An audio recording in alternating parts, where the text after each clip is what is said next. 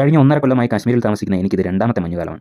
മഞ്ഞുകാലത്ത് കാശ്മീരിലേക്ക് trip plan ചെയ്യുന്ന മിക്കവരുടെയും bucket ലിസ്റ്റിലുള്ളതാണ് snowfall കാണുക എന്നുള്ളത്. അങ്ങനെ വരുന്നവരുടെ ശ്രദ്ധയ്ക്ക് വേണ്ടിയാണ് ഈ വീഡിയോ. മുൻ വർഷങ്ങളെ അപേക്ഷിച്ച് ഇത്തവണ കാശ്മീരിൽ മഞ്ഞുവീഴ്ച വളരെയധികം വൈകിയാണ് നടക്കുന്നത്. സാധാരണ നവംബർ തുടക്കത്തിൽ തന്നെ സ്റ്റാർട്ട് ചെയ്യുന്ന സ്നോഫോൾ ഇത്തവണ ഡിസംബർ അവസാനമാണ് സ്റ്റാർട്ട് ചെയ്തത്.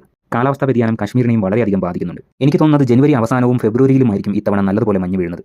സ്നോഫോൾ കാണാൻ താല്പര്യമുള്ളവർ സ്നോ പ്രഡിക്ഷൻ ആപ്പുകളോ വെതർ പ്രഡിക്ഷൻ സൈറ്റുകളോ നോക്കി വരുന്നതാണ് നല്ലത്. പേഴ്സണലി YR എന്ന ആപ്പ് ഭയങ്കര ആക്യുറേറ്റ് പ്രഡിക്ഷൻ ആയിട്ട് തോന്നാറുണ്ട്. ഗുൽമാർഗ്, സോൻമാർഗ് പോലെ നല്ല ഹൈറ്റുള്ള സ്ഥലങ്ങളിലേക്ക് പോയാൽ മാത്രമേ ഈ ദിവസങ്ങളിൽ സ്നോഫോൾ എക്സ്പീരിയൻസ് ചെയ്യാൻ പറ്റൂ. അങ്ങനെ സ്നോഫോൾ ഉള്ള ടൈം പോവുകയാണെങ്കിൽ ആ സ്ഥലത്ത് തന്നെ ബാക്കപ്പ് ആയ ഒരു അക്കോമഡേഷൻ നോക്കി വെക്കുന്നത് നല്ലതാകും. കാരണം ചിലപ്പോൾ താൽക്കാലികമായി കുറച്ച് മണിക്കൂറുകൾ റോഡ് ഗതാഗതം മഞ്ഞുവീഴ്ച കാരണം തടസ്സപ്പെടാൻ സാധ്യതയുണ്ട്.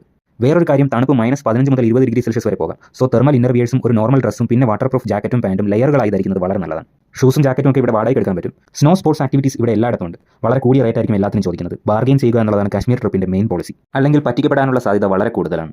ശരിയായി പ്ലാൻ ചെയ്താൽ കാശ്മീരിലേക്കുള്ള മഞ്ഞുകാലത്തെ യാത്ര ഒരു സ്വർഗീയ അനുഭവം തന്നെയായിരിക്കും.